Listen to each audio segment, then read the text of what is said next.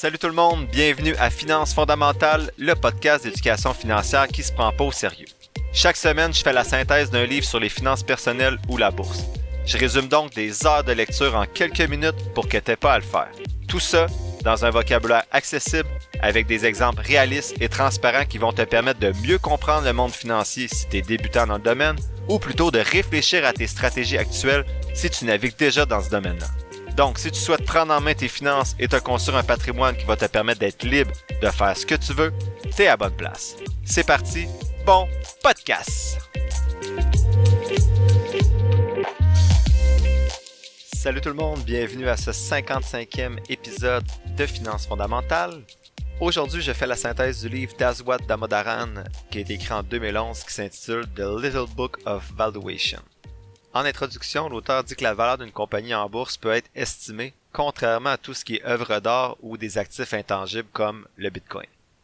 Il nous ramène à ce moment-là à la théorie du greater fool, donc l'idiot, le plus grand idiot en fait, soit que le prix n'est pas important, qu'il faut juste avoir quelqu'un qui est prêt à payer plus cher, et ça l'auteur dit que c'est un jeu dangereux pour votre portefeuille, et c'est notamment le lien qu'il fait avec la crypto-monnaie, qui n'a pas de valeur tangible, c'est vraiment est-ce que quelqu'un est prêt à l'acheter plus cher que ça à quoi tu l'as acheté. Ce qui n'est pas mon cas présentement, personne ne veut m'acheter mon Bitcoin au prix que je l'ai payé en novembre 2021. Sinon, c'est qui Aswath Damodaran? Donc, c'est un professeur de finance à la Stern School of Business de l'Université de New York où il enseigne la finance d'entreprise et l'évaluation des actions, justement. Donc, pour lui, évaluer une compagnie, c'est simple et le livre montre comment faire selon lui. Aswath Damodaran est surnommé le doyen de l'évaluation en raison de son expertise dans la matière et il est surtout connu comme l'auteur de plusieurs textes universitaires sur l'évaluation, la finance d'entreprise et la gestion des investissements. Il est largement cité sur le sujet de l'évaluation des actions et jouit d'une grande réputation en tant qu'enseignant et autorité sur le sujet. Il est également connu pour être une ressource en matière d'évaluation et d'analyse pour les banques d'investissement de Wall Street. Donc c'est quelqu'un qui est beaucoup plus compétent que moi C'est quelqu'un qui est beaucoup plus compétent que moi avec ma petite évaluation des actions sur 35 points. Donc j'avais bien hâte de lire son livre, puis je l'avais déjà entendu quelques fois sur des podcasts, puis il était quand même assez intéressant. Donc premier élément de synthèse, c'est l'approche numéro 1 qu'il utilise pour évaluer les actions, c'est l'évaluation relative. Donc il dit comment déterminer si une action est surévaluée ou qu'il s'agit d'une bonne affaire. L'auteur explique qu'il existe une dizaine de modèles d'évaluation, mais seulement deux approches que lui utilise, soit l'approche intrinsèque et l'approche relative, et je commence mon premier point justement avec l'évaluation relative. Donc dans l'évaluation relative, les actifs sont évalués en fonction de la façon dont le marché évalue les actifs similaires. Donc en gros, tout le monde préfère payer le moins cher pour des actifs semblables pour une même action. Donc pour une compagnie similaire, je vais payer un ratio cours-bénéfice, donc un P/E ratio de 10 et non de 20 si les compagnies ont les mêmes chiffres. Est-ce que vous achèteriez une voiture à 10 000 $ ou la même voiture identique avec le même kilomètre, tout pareil, les mêmes options à 5 000 $? Ben, c'est jamais aussi clair que ça sur le marché boursier, mais selon l'auteur, le principe demeure le même qu'avec l'exemple de la voiture, vous en voulez plus pour votre argent. Ou la même chose pour moins d'argent. Donc, l'évaluation relative peut être réalisée avec beaucoup moins d'informations et plus rapidement que l'autre approche qu'on va voir tantôt, qui est l'évaluation intrinsèque, et est plus susceptible de refléter l'humeur du marché du moment selon l'auteur. C'est donc pas surprenant que la plupart des évaluations des actions soient faites avec l'approche relative. Donc, quand on parle d'approche relative, on parle justement des ratios, des multiples qui sont proposés pour évaluer rapidement le prix d'une compagnie. Qu'il s'agisse des bénéfices, des chiffres d'affaires, de la valeur comptable, du cash flow, de la croissance, etc. Différents ratios permettent de voir rapidement si la valeur d'une compagnie X par rapport à une compagnie équivalente Y est intéressante ou surévaluée. L'auteur dit que les entreprises ayant des taux de croissance plus élevés ont moins de risques et un plus grand potentiel de générer du cash flow dans le futur et devraient théoriquement se négocier à des multiples, donc des ratios beaucoup plus élevés que les entreprises qui ont des croissances plus faibles, un risque plus élevé ou un potentiel de générer moins de cash flow. Donc, 3 étapes pour mettre en place cette approche-là selon l'auteur.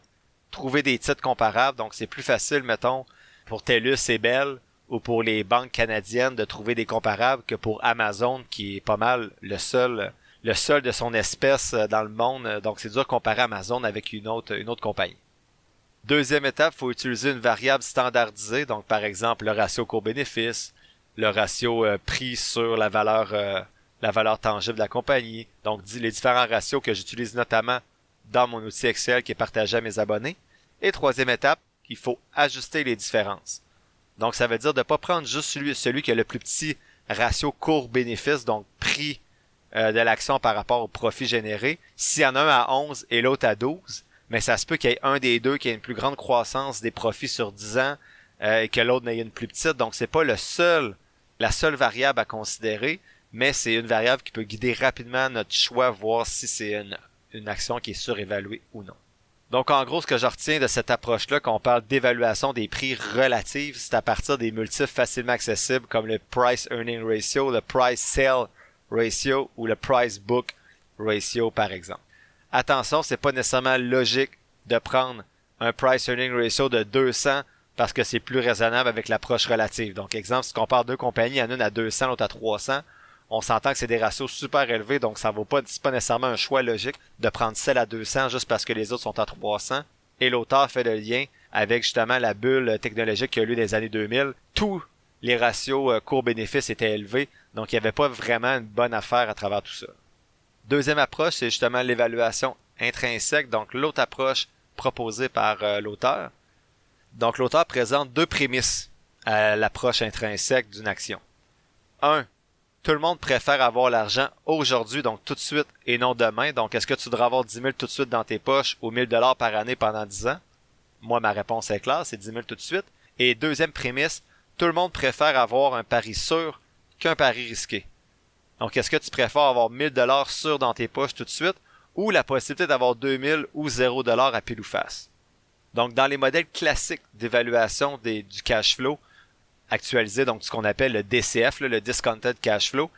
Habituellement, on utilise des taux d'actualisation plus élevés pour les cash flows qui sont plus risqués. Donc, les compagnies qui ont un cash flow moins fiable, on va utiliser des taux d'actualisation dans le modèle DCF plus élevés et des taux plus faibles pour les compagnies qui sont plus sûres. Donc, le taux d'actualisation en anglais, c'est ce qu'on appelle le discount rate dans le modèle DCF que j'utilise notamment dans mon outil Excel également. Donc, en gros, ce que ça veut dire, le discount rate, c'est si on prend deux compagnies, mettons, avec les mêmes chiffres, mais qu'une compagnie, le cash flow est plus fiable que l'autre, vu que le discount rate va être plus élevé pour la compagnie moins fiable, mais ça veut dire qu'on va l'évaluer à la baisse alors que l'autre compagnie serait évaluée à la hausse. Donc, même si on a les mêmes chiffres, à cause de cette différence-là, il y en a une qui pourrait être considérée sous-évaluée et l'autre à un prix juste ou surévalué. Sinon, l'auteur dit qu'une mesure simple de voir le cash flow des entreprises rapidement, c'est de considérer le dividende, mais il dit qu'il y a moins en moins d'entreprises qui utilisent le dividende. Donc, il y a beaucoup de rachats d'actions maintenant dans les compagnies. Donc, ce que l'auteur suggère, c'est d'additionner le chiffre des dividendes avec le chiffre des rachats d'actions.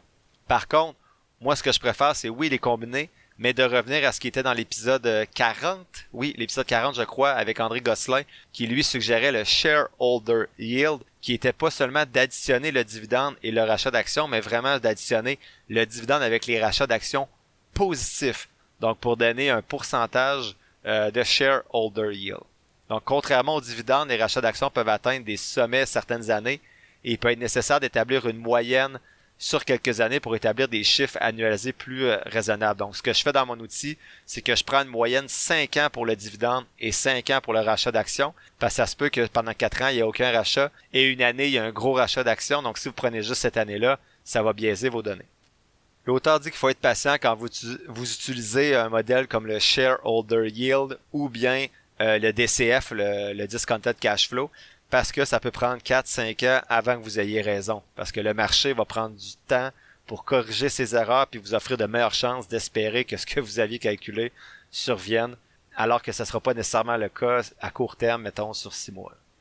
L'exemple que l'auteur donne, c'est qu'il dit que la valeur intrinsèque par action était environ à 87 $ pour le titre 3M en septembre 2008 et que ce prix-là était plus élevé que le prix de l'action de 80 $ à l'époque.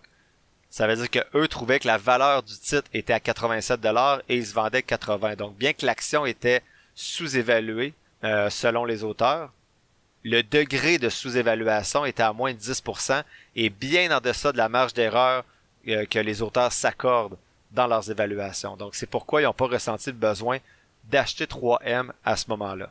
Donc, ça revient à la marge d'erreur, la marge de sécurité plutôt, qu'on a parlé quelques fois déjà dans le podcast. Donc, évaluer des prix, c'est pas une science exacte, of course, et vous devez donc garder une marge comme moi je fais avec mes codes de couleur chaque jeudi quand je publie mes analyses sur la page Facebook du podcast. Ma position, c'est j'utilise les deux approches. Il n'y a pas de recette secrète ici encore pour le discounted cash flow, donc la deuxième approche. C'est très subjectif, je trouve, comme méthode, donc il y a beaucoup d'estimation des croissances futures, du discount rate, donc je vais pas dans le détail parce que c'est compliqué sur le podcast, mais vous pouvez vous procurer des fichiers Excel qui existent déjà pour faire ce travail-là. Vous avez juste à rentrer vos chiffres et il y a certains sites aussi qui font le DCF pour vous. Encore une fois, vous entrez vos chiffres à vous. Moi, personnellement, c'est pour ça que je me garde une grosse marge de sécurité de 10 à 30%, autant avec mon discounted cash flow à moi qu'avec ceux des experts qui sont souvent très loin l'un de l'autre. Donc, mes DCF, des fois, sont vraiment à l'opposé de ce que je peux aller voir chez les experts. Donc, ça montre que c'est pas un modèle nécessairement, pas qui est pas fiable, mais c'est pas un modèle qui est objectif à 100%. Personnellement, comme j'ai dit tantôt, je combine les deux approches dans mon évaluation des prix sur 35 points, comme l'ont vu les abonnés qui ont reçu mes 3 fichiers. Il y a environ 16 points qui sont sur l'analyse intrinsèque, donc qui concernent davantage justement une approche plus, on va dire, intrinsèque, donc avec un modèle de discounted cash flow ou d'évaluation des prix. Et il y a 19 points qui sont davantage centrés sur l'approche relative avec les différents ratios qui sont proposés. Le troisième point de synthèse, donc après avoir vu les deux approches, maintenant, l'auteur parle de valoriser selon le stade de développement. Donc ça, je trouvais ça intéressant. Donc la deuxième partie du livre comprenait des chapitres sur l'évaluation des entreprises, mais à différents stades de leur cycle de vie. Donc pour des jeunes entreprises, ce qu'on veut faire, c'est on veut investir dans des jeunes entreprises dont les produits sont difficiles à imiter, qui ont d'énormes marchés potentiels, qui s'efforcent de maîtriser leurs dépenses et qui ont accès à des capitaux. C'est pas facile à faire avec des capitaux, je veux dire de la liquidité, là. C'est pas facile à faire, mais si c'est bien fait, c'est une proposition à haut risque, haut rendement. Ma position par rapport à ça, c'est que je trouve facile de lancer des trucs comme ça, même si c'est un grand professeur qui est beaucoup plus réputé que moi, là, un peu plus réputé que moi. J'aime ça, moi, quand on donne plutôt des exemples plus précis ou des chiffres. Donc, pour le commun des mortels, je trouve que c'est plus simple.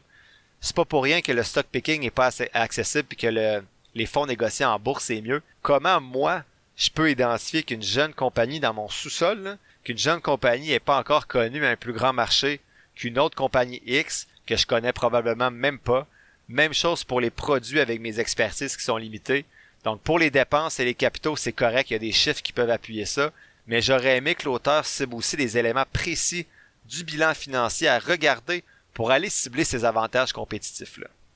De plus, tout ça, ça me dit dans quelle compagnie investir, mais ça me dit pas à quel prix, alors que c'est pourtant l'objectif du livre. Sinon, il fait le même travail pour les sociétés de croissance, donc les compagnies qui sont dans une phase de croissance. Il dit que ces grandes sociétés-là en croissance peuvent être de mauvais investissements à un mauvais prix. Ce qu'il faut regarder dans ces compagnies-là, c'est comment les revenus peuvent augmenter, donc en regardant la compétition, la qualité de la compagnie, la qualité de la direction, puis la grosseur du marché visé. Il faut regarder également les marges de profit futures. Donc habituellement, les marges vont être plus grandes quand la compagnie est plus mature. Donc en gros, plus les marges sont grosses chez cette compagnie-là par rapport aux compétiteurs, mieux c'est, comme on l'a vu dans le livre, dans l'épisode numéro 22, avec les livres de Bernard Mounet. Et troisième élément à regarder chez les compagnies en croissance, c'est regarder des ratios PEG, donc PEG, des ratios PEG faibles. Donc le temps peut être votre allié. Et le ratio PEG, c'est un peu le ratio, le P/E ratio, donc le ratio court-bénéfice, mais en intégrant un facteur croissance dans le ratio. Donc pour vous l'expliquer un peu mieux, je vais prendre plutôt les mots de l'auteur. Donc le ratio court-bénéfice donne aux analystes une bonne indication fondamentale de ce que les investisseurs paient actuellement pour une action par rapport aux bénéfices d'entreprise. Il dit que l'une des faiblesses de ce P/E ratio-là, c'est que son calcul ne tient pas compte de la croissance future attendue de l'entreprise. Donc le ratio PEG, PEG, représente une mesure d'évaluation plus complète et il dit, espérons-le, plus précise que le ratio standard Price Earning. Ce que vous voulez trouver habituellement et que moi je cherche dans mon outil, c'est un PEG ratio, donc un PEG ratio plus petit que 1. Ça va indiquer que souvent une compagnie est sous-évaluée puis ça représente un achat potentiel. Un PEG au-dessus de 1 peut indiquer que la compagnie est surévaluée. Il dit que même la société de croissance la plus méritante va décevoir les investisseurs à un moment ou à un autre en produisant des bénéfices qui correspondent pas aux attentes élevées des investisseurs, lorsque ça se produit, il y a certains investisseurs qui vont réagir de manière excessive, se débarrasser de leur action et se mettre à la recherche de la prochaine grande histoire que l'auteur appelle. Donc la chute des prix à ce moment-là, dans cette action-là, va représenter un moment intéressant pour acheter l'entreprise à un prix juste ou sous-évalué. Ma position par rapport aux compagnies en croissance, je dis OK, mais encore une fois, c'est tout. J'étais un peu déçu, mais c'est peut-être moi aussi qui se casse la tête un peu trop. Bref, encore un peu de confusion ici pour moi pour vraiment détecter les compagnies en croissance qui sont plus intéressantes que les autres. Je trouve que ça manque de précision. Pour les entreprises matures, donc qui sont moins en croissance, l'auteur dit de se concentrer sur les entreprises pour lesquelles il existe un catalyseur de changement de direction. Par exemple, un PDG vieillissant, un nouvel investisseur au sein du conseil d'administration ou un changement dans la charte de l'entreprise. Il dit que si vous avez raison dans votre évaluation, vous n'allez pas avoir besoin d'attendre que le changement de direction se produise. En effet, il dit que votre investissement va être rentabilisé lorsque le reste du marché va reconnaître que le changement est probable et va faire monter le prix des actions que vous aviez vu avant tout le monde. Donc encore une fois, je me positionne en disant qu'on voit encore du flou ici. Donc le seul critère que je retiens de ça pour sélectionner une entreprise mature, j'ai de la misère avec mes phrases ce matin, ça serait en gros, et j'ai peut-être manqué des bouts du livre, sorry là, mais ce serait de prévoir un changement positif. Donc si on me demande de choisir TELUS ou Bell, je dois voir avec lequel je ressens un changement futur positif, rien d'autre. Donc j'exagère, vous comprenez, là, mais vous sentez un peu ma déception à date sur le manque de détails dans le livre. Je trouve ça facile d'écrire un livre, bon peut-être pas facile là, mais je trouve que c'est facile d'écrire des généralités sans se mouiller comme auteur avec des indicateurs précis, alors que c'est pourtant l'expert reconnu du domaine. Enfin, il parle des entreprises en déclin. Donc il dit que les investisseurs qui disposent d'un horizon à long terme et d'un estomac solide peuvent utiliser deux stratégies avec les entreprises en déclin. La première stratégie avec ces entreprises-là consiste à investir dans des sociétés en déclin dont le déclin est inévitable et dont la direction elle-même le reconnaît. Même si le prix de vos investissements en actions vont pas monter, vous allez peut-être obtenir d'importants cash flows parce que les actifs vont sûrement être vendus et les liquidités utilisées pour les dividendes et des rachats d'actions. Donc en fait, vos actions vont se comporter comme des obligations, mais à haut rendement. Donc vous allez mettre de l'argent dans la compagnie en sachant très bien que ça ne va pas monter la valeur de votre action, mais vous allez peut-être recevoir beaucoup d'argent s'ils liquident leurs actifs et le cash qu'ils ont en banque. Je vous dirais que cette première stratégie-là est de moins en moins vraie. C'était vrai avant les années 2000, avant qu'il y ait la technologie sur le marché boursier, mais maintenant c'est rare de trouver des compagnies qui ont une valeur en actifs plus grande que le prix auquel elles se vendent. La deuxième stratégie avec les entreprises en déclin, ça consiste à investir dans des sociétés en déclin ou en difficulté dans l'espoir qu'elles se rétablissent et, ce faisant, qu'elles génèrent une hausse de la valeur de l'action que vous avez achetée. Donc ça revient à la stratégie un petit peu de cigar butt de Benjamin Graham. En gros, pour les deux stratégies, l'auteur dit qu'il faut s'assurer de la logique des dépenses de la compagnie. Est-ce que finalement ils vont vers la faillite, mais ils dépensent dans des salaires pour le comité de direction? Et il faut, deuxièmement, fixer la valeur de la compagnie si elle survit et si elle fait faillite. Donc, comment faire ça? Je mets un point d'interrogation. L'auteur le dit pas. L'auteur mentionne également qu'il faut regarder la balance sheet qui est importante pour le déclin. Est-ce qu'il y a plus d'actifs que de passifs? Ça nous ramène à ce que je disais précédemment. Je me répète encore pour les entreprises en déclin, mais encore une fois, je trouve que c'est des pistes intéressantes, mais très subjectives, sans stratégie claire ou indicateur pour nous dire à nous, simples mortels, comment finalement détecter des entreprises en déclin qui se démarquent des autres. C'est où il faut que je regarde des rapports d'entreprise, c'est où il faut que je regarde dans le bilan financier, ça c'est pas indiqué ou j'ai lu trop vite. Donc, en gros, par rapport à cet élément de synthèse-là, je suis quand même déçu. Je vois des tableaux beaucoup plus précis circuler sur Internet pour distinguer les variables ratios à privilégier dans l'évaluation d'une compagnie ou de son prix selon son stade de développement. J'ai déjà dit que mon outil à moi avait plusieurs failles parce qu'il privilégiait par exemple les entreprises en croissance et non celles en déclin ou mature, mais je m'attendais à ce qu'une section spécifique sur ce sujet dans un livre spécifique à l'évaluation des titres boursiers me permettrait de creuser plus loin pour améliorer mon outil, ce qui a malheureusement pas été le cas. Quatrième élément de synthèse, c'est la valorisation de certains secteurs. Donc la troisième partie du livre aborde les considérations relatives à l'évaluation de divers secteurs, notamment services financiers, matières premières, sociétés cycliques, techno, santé, etc. En gros, ce qu'il faut retenir, c'est que l'auteur dit qu'il y a des différences entre certains secteurs dans ce qui va être considéré dans les dépenses en capital des entreprises. Donc, il dit que l'évaluation entre les différents secteurs est vraiment une science inexacte et il nous met en garde. Toutes les évaluations sont biaisées, la plupart des évaluations sont erronées et il vaut mieux demeurer simple dans ses stratégies d'analyse. Pour mettre les choses en perspective, l'auteur dit qu'il note également que le succès en matière d'investissement vient pas du fait d'avoir raison, mais du fait d'avoir tort moins souvent que les autres. Une autre citation, il dit que pour gagner de l'argent, même avec la meilleure évaluation, le marché doit corriger ses erreurs. Le gain de l'évaluation va être probablement plus rapide et plus lucratif sur des marchés fonctionnant sans heurts.